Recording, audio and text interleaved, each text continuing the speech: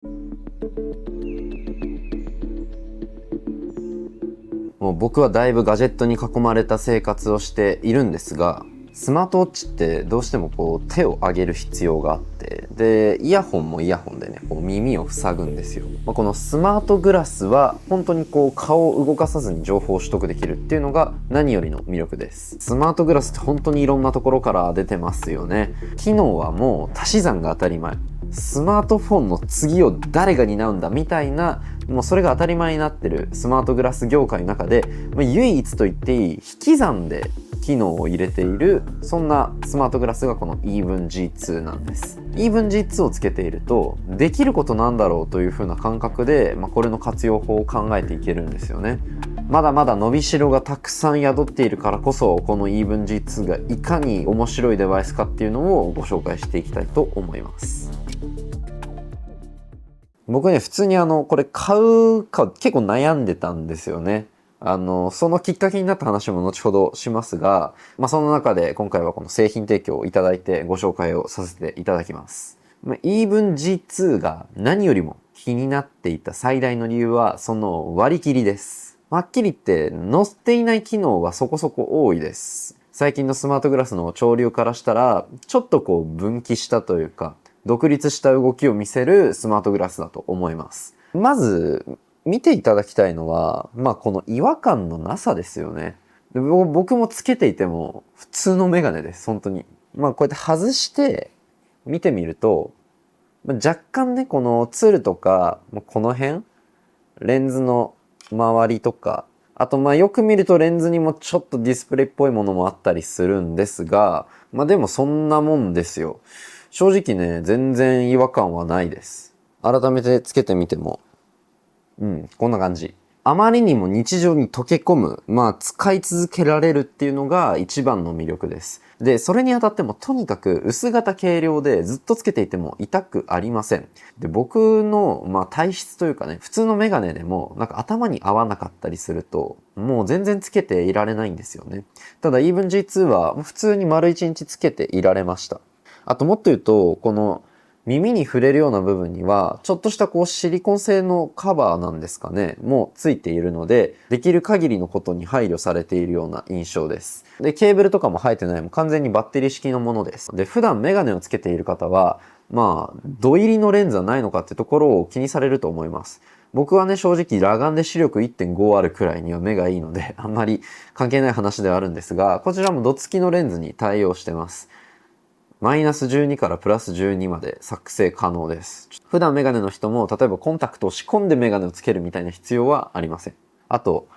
ハンズフリーで全ての操作が可能ということです。どんなタイミングでこう手を離したいのかっていうのが、結局、各社のスマートグラスのうちのどれを使うかというところの最大の基準になると思うんですが、それが撮影だったりとか、あと画面の投影だったりすると思うんですけど、僕の場合は情報処理でした。EvenG2 はこの情報処理にもう全振りしていると言ってもいいと思います。で、そんな EvenG2 は表示できる情報量に限界があります。ディスプレイは単色です。緑色のライトでこの情報を表示してくれるんですが、昔ながらのちょっとレトロ感のあるようなドットの表示なんですね。今のスマホとかと比べたらはるかに表示できる情報量は少ないです。これ僕としてはスマホにサブディスプレイがあるような感覚で使えるなと思っているんですよ。これが僕がスマートグラスに持っている認識の一番肝になるところなんですが、スマホの次ではない。それとはまた別です。後で詳しくはご紹介しますが、そんなに触って操作することはないんだけれども、でもマルチタスク的に常に表示しておきたいなみたいな情報を逐一ね、表してくる。いろいろとね載せることができるんです。そんな表示できる情報量が少ない、ライトに作られているっていうところを Even Realities はむしろ逆手にとってブランドのねテイストをそっちに寄せているんですね。アプリを開いた時のこの感じわかりますか？ドットという少し昔の発明をモダナイズするのがめちゃくちゃかっこいい。他のブランドでもね、最近ドットとか流行ってますけど、これはもう機能から来るクリエイティブなので、必然性があるんですよ。これはちょっと僕はおしゃれだなと思ってしまいましたね。デメリットになり得るポイントをうまくブランドのらしさとして表現しているんですね。機能に直結する使い心地に直結する話ではないんだけれど、使っていて楽しくなるっていう意味では重要なポイントだと思います。でスマートグラス、もう一個ちょっと厄介なところがあるんです。それが、操作がめんどくさいということですね。わざわざ手をね、頭のここら辺にやって、こうやって操作したり、ここら辺触ったりっていうのが、ちょっと鬱陶しいっていうのは多分ね、スマートグラスを触り始めたら感じるデメリットなんじゃないかなと思うんですが、イーブン実はね、ここにコントローラーがあるんです。R1 というリングになります。ここでもうメガネで触っているような操作が可能なんですね。で、なんなら僕はこっちの方が操作がすごくしやすい。最高。だからもう本当に普段のこう歩いてる中でもう、今これ操作してますからね、これ。何も見えないでしょ。もう今一応ここで触ってるだけなんですよ。リングにセンサーがついていて、ここをスクロールするような動きとか、長時間タップとかダブルタップとか、シングルタップとか、そういうので操作が可能になってます。ここまでもう本当に2本の指だけで完結するんで、これはね、なかなかすごいですよ。で、これ単なるコントローラーなだけではなくて、ヘルスデータも記録できるんです。で、このヘルスデータはまた E 文の方で保存して表示することもできるようになっています。やっぱりね、普段歩いてたり、荷物持ってたりする中で、ここをこ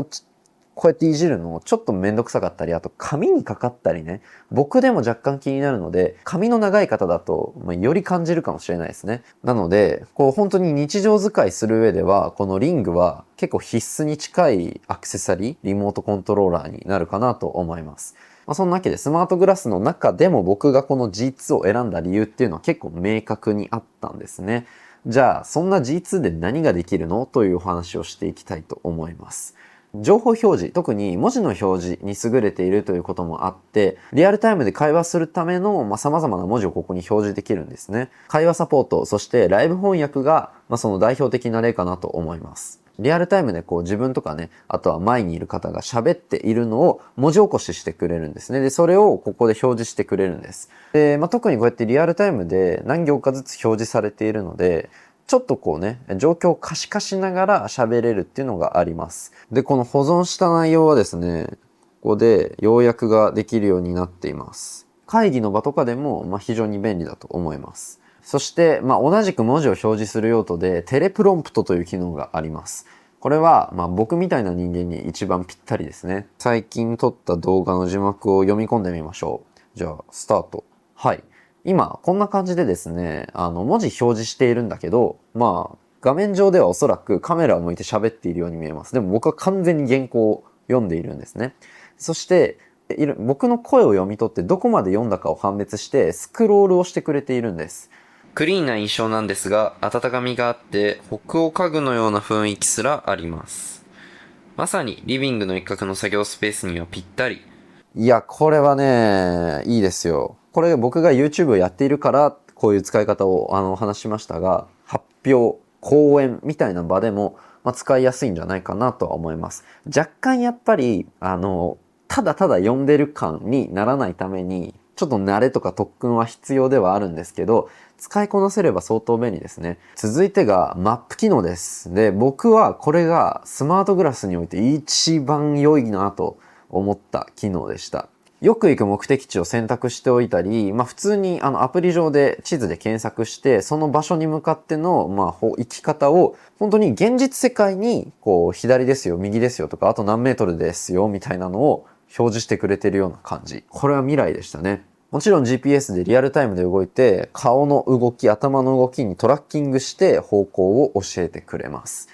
で、今歩いてる途中の話ですが、タクシーに乗ってる時とかも結構便利だろうなと思いました。あとどんぐらいで着くのかっていうのも常に表示されているので、それをしながらスマホとか、あとパソコンで別の作業するっていう、めっちゃ便利じゃないですか。これがまさに最初に言ったスマホのサブディスプレイっていう話なんですね。こっちで普通に別の作業しながら、視界の上の部分には、今の現在地と、あと目的地までのルートとか、時間距離みたいなのが表示されている。なので、一切画面とかね、アプリを切り替えることなく、常に両方の情報を見ることができて、しかもそれらが干渉し合わない。スマートグラスの利便性を一番実感できたポイントでした。そして、AI 機能ですね。AI エンジンには Even LLM という、オリジナルのエンジンを使っていて、Hey Even、今日の世田谷区の天気は両手が塞がっているような場面では便利ですね。こうちょっとね、荷物が多い時とか、あとは料理中で手が汚れている時とか、スマホに触らずに何でも聞くことができますし、あと起動は声だけではなくてリングでもできるので、外出先とかでも、そんなに抵抗なく使えるかなと思います。そして最後は予定の表示です。Google カレンダーと連携して、直近の予定をね、表示してくれるようになっています。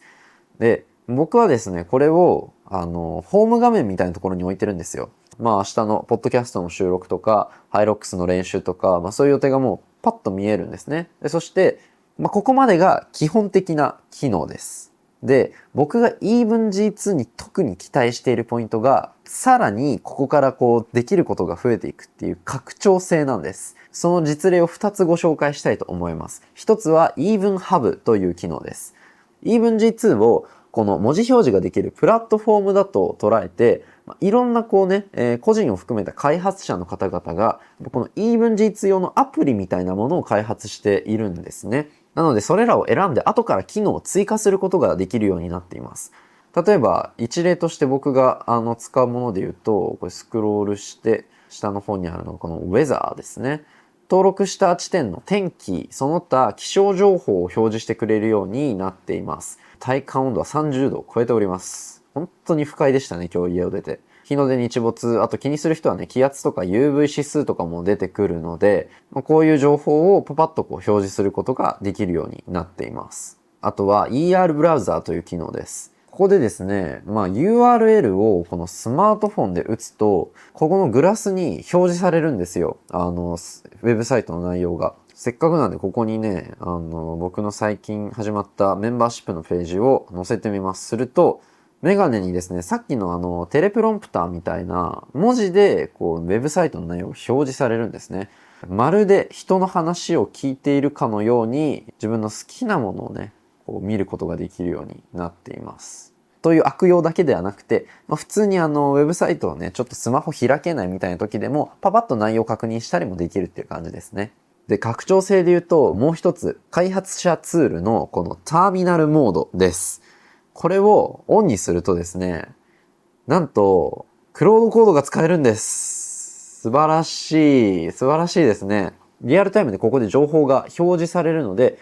OK。そのまま実行して、もう遠隔で操作をすることができるようになってます。パソコンの呼気としてパソコンの前にいなくても、歩いている間にもう Mac mini のエージェントを走らせることができるということで、AI に仕事を委ねていくっていうのがより一歩進んだように感じます。最初に見せたようなプロンプターみたいなね、その場その場でリアルタイムに文字を生成したり、それをパッて読んだりだとか、あと今みたいに細かな指示をさっさと打ち返していくみたいな、そういう用途にすごく向いているツールだなというふうに感じます。以上がこの EvenG2 の魅力です。ちょっとね、補足的な情報をいろいろとお話ししていきたいと思います。充電はですね、こういった専用のケースがあります。なんか一般的なメガネケースに見える形なので、比較的スマートではあるんですが、ちょっとね、USB-C のポートが必要なんですよ。なのでそれぞれ専用のアクセサリーを使うっていうのは、若干めんどくさいかもしれません。とはいえ、それぞれ数日に1回くらいの充電でいいので、どんだけフル活用してもそんなにね、それこそスマートウォッチとかスマホと比べるとはるかに手間は少ない方だと思います。ということで、改めてですね、この EvenG2 をご紹介していきました。結局ですね、今流行りのスマートグラスも本当にメーカーによって、積んでいる機能が違うんですね。で、積んでいる機能が違うということは、もう見ている未来が全然違うわけですよ。そんな中で、グラスに何を求めるかという話で、撮影とか音楽を再生するみたいな、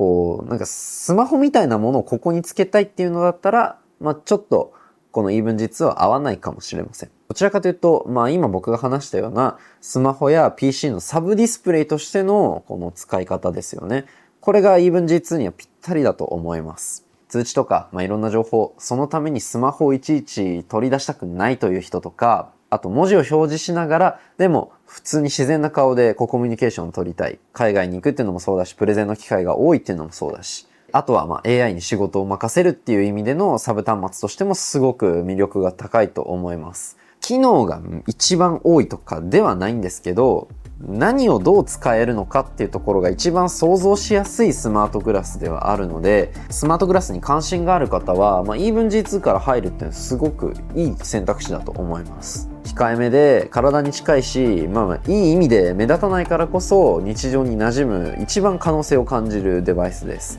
ということでですね、このチャンネルでは他にもライフスタイルに関する様々な動画を載せているので、ぜひ合わせてチェックしてみてください。またチャンネル登録、高評価もよろしくお願いします。ということで今日はこの辺で以上、なごみけでした。では。